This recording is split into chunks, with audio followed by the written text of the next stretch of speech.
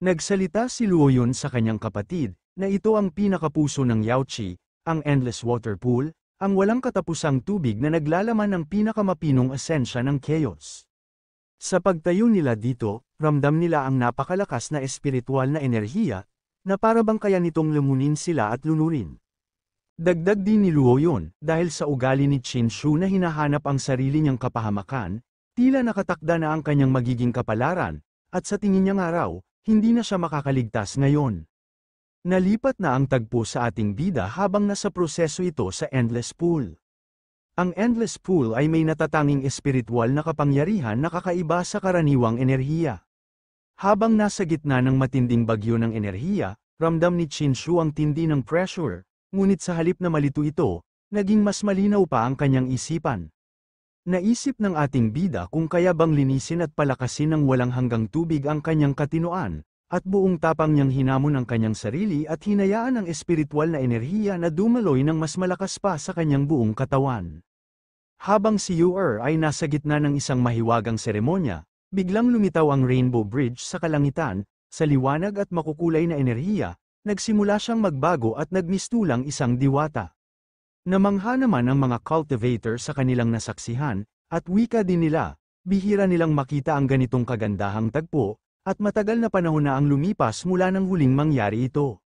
Sa hindi inaasaang pangyayari, bigla na lamang nakaramdam si Qin Shu ng matinding sakit sa kanyang dibdib, na parang may kung anong bagay ang pilit lumalabas mula sa kanyang katawan. Dahil dito, napaluhod siya sa matinding kirot habang patuloy na bumabalot sa kanya ang enerhiya, nagdudulot ng kakaibang pagbabago o proseso sa loob niya.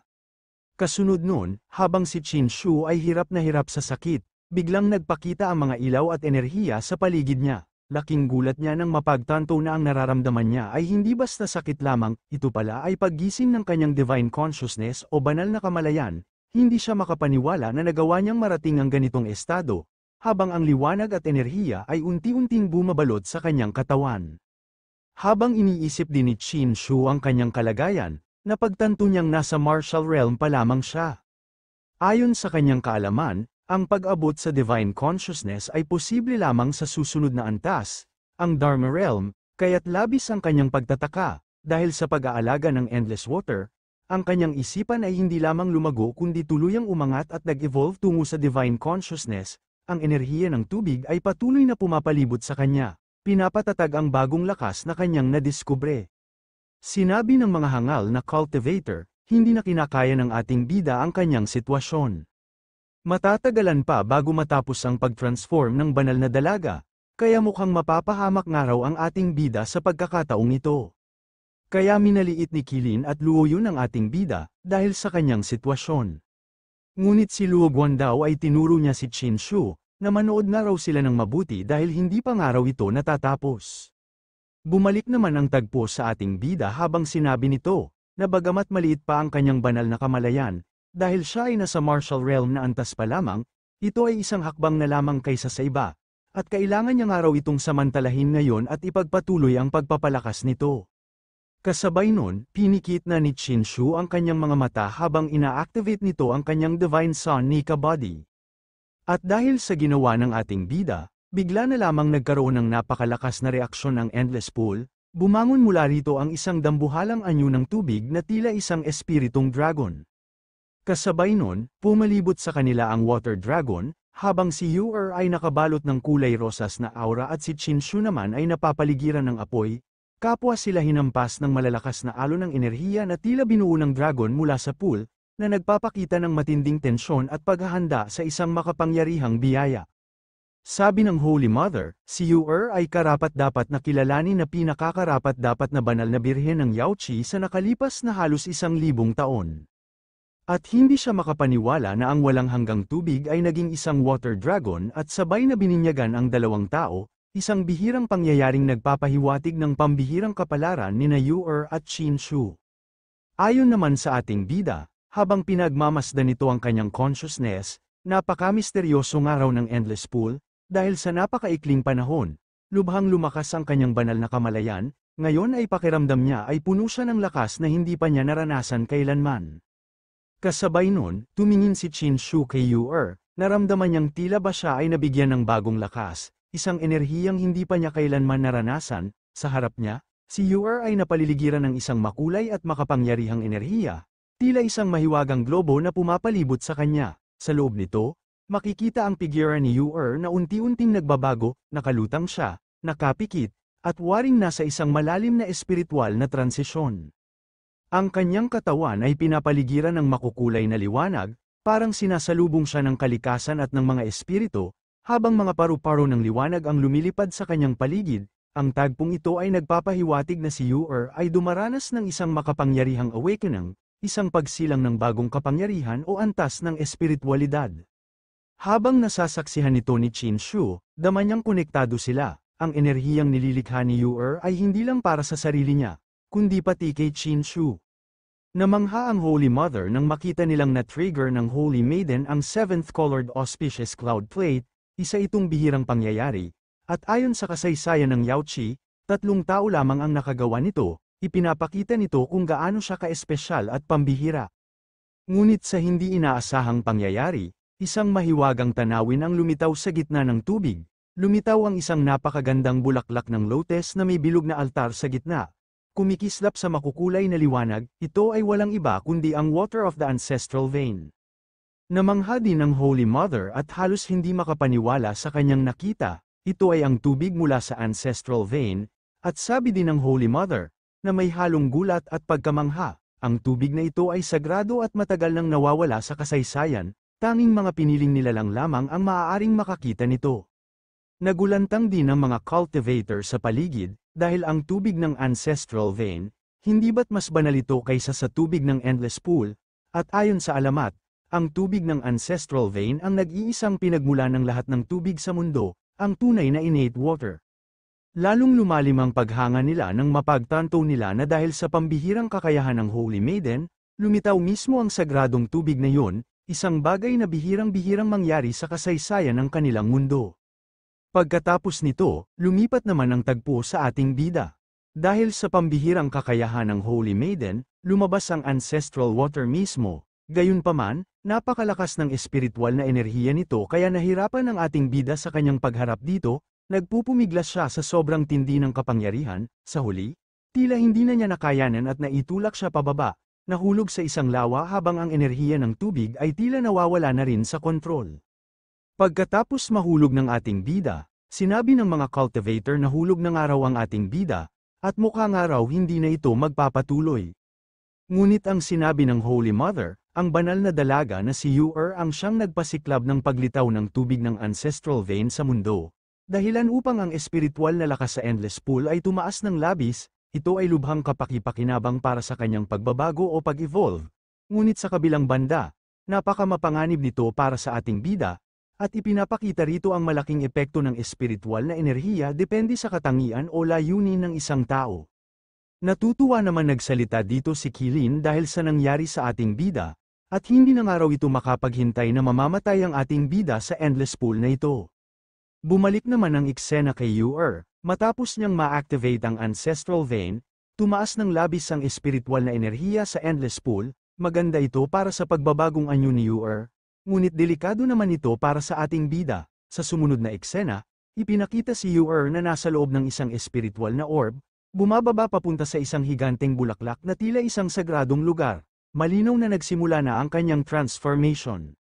Kasunod nito, nagulat ang ating bida nang biglang ibalik siya ng endless pool sa ibabaw ng bato. Habang nalilito siya sa mga nangyayari, unti-unting lumitaw ang isang napakalakas na enerhiya sa paligid niya. Maya-maya, naramdaman niyang may malakas na puwersa na humihila sa kanya papasok sa waters of the ancestral veins, at sa ilalim ng tubig, makikita ang isang lotus na tila altar ng espiritual na enerhiya, posibleng sentro ng pagbabago o pagsubok. Habang nangyayari ang mahiwagang pag-ikot ng enerhiya sa endless pool, gulat na gulat ang isang disipulo at tinanong ang Holy Mother kung ano ang kahulugan nito. Ipinaliwanag ng Holy Mother na sa buong kasaysayan ng Yaoqi, tanging ang Yaoqi Great Emperor lang ang nakaranas ng ganoong basbas.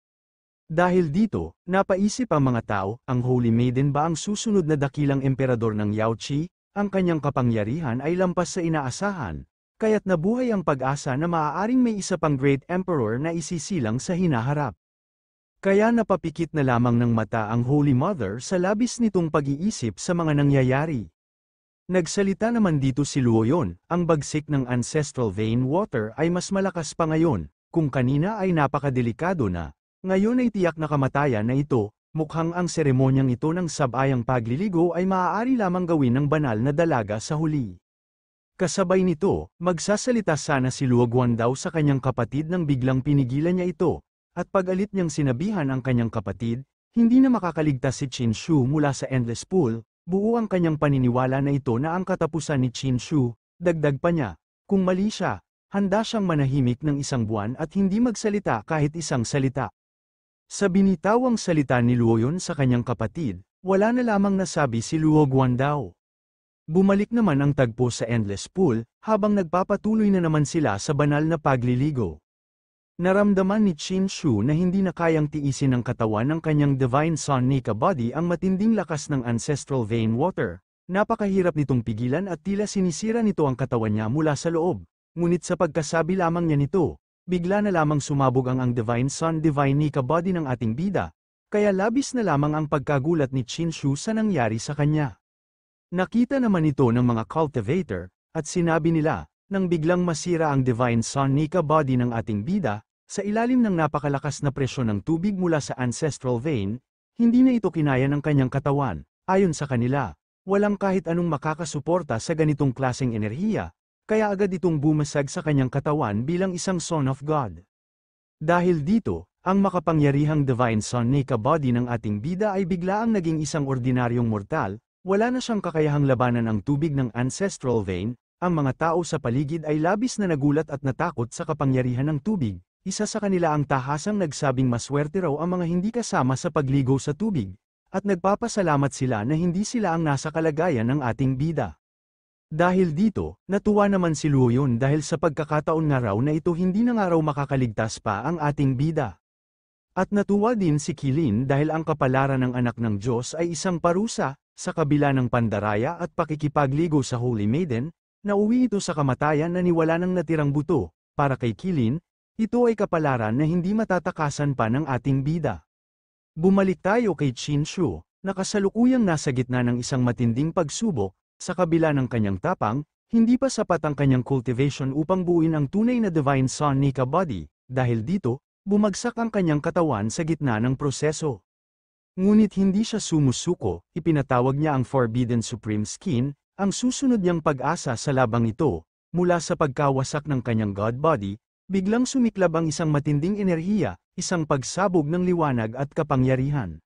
Kasabay nun, natuwa nga ang ating bida, matagumpay niyang napigilan ang pagguho ng kanyang katawan gamit ang Forbidden Supreme Skin. Sa lakas nito, kahit ang malakas na tubig mula sa ancestral veins ay hindi kayang sirain ang kanyang balat. Dahil sa ginawa ng ating bida, namangha naman dito ang mga cultivator dahil sa pinapakita nitong kakaiba sa kanila. Kabaliktaran naman sina Luoyun at Qilin, dahil galit na galit silang dalawa sa ating bida, at ayaw nila itong magtagumpay. Bumalik naman ang tagpo sa endless pool, habang si Yu-er ay tila nagsasagawa ng isang ceremonial transformation o ritual, unti-unti siyang nababalot ng mahiwagang enerhiya at tubig, na nagiging dahilan upang matanggal ang kanyang suot at maipakita ang kanyang bagong anyo. Sa gitna ng pagbabagong ito, nakita lahat ni Qin Shu ang buong katawan ni Yu-er, kaya hindi na niya naiwasan pang tumayo ang kanyang Chambo hotdog. Namangha si Qin Shu sa kanyang nakita, kaya nagpapanggap lamang ito na isang inosenteng bata. Kasabay nito, bigla na lamang lumitaw ang isang bagay sa ating bida. Habang patuloy ang kanyang pagsasanay, isang makislap na bola ng tubig ang biglang lumitaw sa harapan ni Qin Shu, para itong buhay na nilalang, naglalabas ng malakas na enerhiya habang umiikot sa kanyang mga kamay. Ang kapaligiran ay nagsimulang lumundag ng enerhiya, ang tubig sa paligid niya ay tila lumilipad, sumasayaw, at tumutugon sa presensya ng misteryosong bola. Tila ba ang espiritu ng tubig ay tinatawag siya, umaaligid sa kanya na parang kinikilala siya bilang tagapagmana ng kapangyarihan nito. Maging si Qin Shu ay nagulat at hindi maipaliwanag kung anong klaseng lakas ang dumarampi sa kanyang katawan. Kasabay ng paglitaw ng mahiwagang bola ng enerhiya sa kamay ni Qin Shu, nagbago ang ancestral vein of water, at mas lalong tumindi ang pagsisipsip ng kanyang divine consciousness. ang enerhiya ay naging likido, isang palatandaan ng malaking tagumpay ng kanyang cultivation. Pinaliwanag ni Qin Shu na ang tubig mula sa ancestral veins ay parehong mapanganib at masustansya para sa divine consciousness, kaya't bagamat delikado ito, napakalaki rin ang naitutulong nito sa paglago ng kapangyarihan. Ayon pa sa kanya, napakahirap paunlarin ang divine consciousness, karaniwang nangangailangan nito ng maraming taon o dekada, at sa mga kulang sa talento o kapalaran, maaaring buong buhay nila ang gugulin at hindi pa rin magtagumpay, ngunit sa kanyang kalagayan, tila napabilis ang proseso dahil sa espesyal na paraan. Maya-maya, napansin ni Qin Shu ang kanyang divine consciousness ay naging matagumpay, ngunit patuloy pa ring sumisipsip ng napakaraming spiritual power, ang pagsipsip ay mas marahas kaysa dati, na tila ba ito'y patuloy pang lalago. Habang pinagmamasdan niya ang bola, nagulat siya nang biglang magbago na naman ito ng anyo, naglalabas ng mas malakas na enerhiya. Pagkatapos nito, nakatanggap si Qin Shu ng isang mahiwagang binhi na tinatawag na Divine Soul Seed. Sa una ay hindi niya ito agad naintindihan, pero kalaunan ay napagtanto niyang isa itong bihirang at makapangyarihang bagay na posibleng may malaking epekto sa kanyang lakas o kapalaran sa hinaharap. Napagtanto din ng ating bida na nagawa niyang i-condensa ang kanyang kaluluwa habang nasa martial realm pa lamang siya, at ito ay isang pambihirang tagumpay na bihirang mangyari. Ipinaliwanag niya ang mga antas ng pag-unlad sa cultivation, matapos ang martial realm ay ang Dharma realm kung saan maaaring buuin ang banal na kamalayan o divine consciousness, at pagkatapos nito ay ang spirit realm kung saan ang kaluluwa ay maaaring gawing divine soul seed. Ngunit sa di inaasahang pangyayari, nagawa ng bida na direktang buuin ang kanyang divine soul seed kahit nasa mas mababang antas pa lamang siya, isang bagay na normal ay ginagawa lamang sa mas matataas na realm. Ipinagmalaki niya na dalawa ang realm na nalaktawan niya para makamit ito, isang bagay na walang nakagagawa. Dahil dito, napakalaking benepisyo ang natanggap niya, at binanggit niya na si Yu ay labis na nakinabang sa tagumpay na ito. Pagkatapos nito, nilagay na ni Qin Shu ang Divine Soul Sea sa kanyang noo. Ang enerhiya mula sa mahiwagang bulaklak ay tila nagpapalakas o nag-uugnay sa kanilang dalawa. Maaaring ito ay bahagi ng isang pagsasanib ng kapangyarihan o espiritual na koneksyon. Sa sumunod na eksena, habang nakapaloob pa rin si Yu sa kanyang rosas na barrier, bigla siyang inatake ng napakalalakas na alon ng tubig. Hindi siya handa sa atake kaya't kitang-kita ang kanyang pagkagulat at sakit, habang ang tubig ay pumapasok sa kanyang proteksyon at nilalamon ang kanyang katawan. Mukhang may panganib na umaambang kay Yu sa kabila ng kanyang pagiging nasa gitna ng isang mahalagang ritual. Habang nasa gitna ng isang mahalagang ritual si Yu biglang naging masyadong marahas ang tubig mula sa ancestral vein. Napansin ito ng ating bida at agad siyang nabahala dahil inakala niyang inaatake si Yu Ngunit ang tubig na ito ay bahagi ng proseso ng final transformation ni Yu isang mapanganib na yugto ng kanyang pagsasanib sa kapangyarihan. Habang tumatagal, hindi na kinaya ng katawan ni Yu ang tindi ng enerhiya, siya ay nagsimulang magdugo at nawalan ng malay, dahilan upang lubusang mangamba si Qin Shu. Alam niyang may taglay siyang Forbidden Supreme Skin Protection, ngunit wala nito si Yu Sa kabila ng panganib, nagpasya siyang kumilos agad para iligtas ito. Kaya ginamit na ni Qin Shu ang kanyang kapangyarihan sa ibabaw ng mahiwagang altar, sa gitna ng isang napakalakas na enerhiya, isang desperadong pagsubok upang maisalba si Yu mula sa tiyak na kapahamakan. Kasabay nito, habang naguguluhan si Qin Shu sa biglaang pagpapakita ng Law of the Heavens, si Yu naman ay unti-unting nilalamon ng liwanag at espiritual na enerhiya ng ating bida. Ang kanyang katawan ay lumulutang sa gitna ng mga mahiwagang ilaw at anyo ng mga espiritual na nilalang, mga binubuo ng dalisay na tubig at liwanag. Ang tagpong ito ay tila isang ritual o pagkabuhay muli, kung saan si Yu ay kinikilala at tinatanggap ng mga batas ng kalangitan. Unti-unti, nagiging isa siya sa puwersa ng Path of the Great Emperor, at ang kanyang presensya ay umaapaw sa kapangyarihang kayang baguhin ang takbo ng laban o ng buong mundo.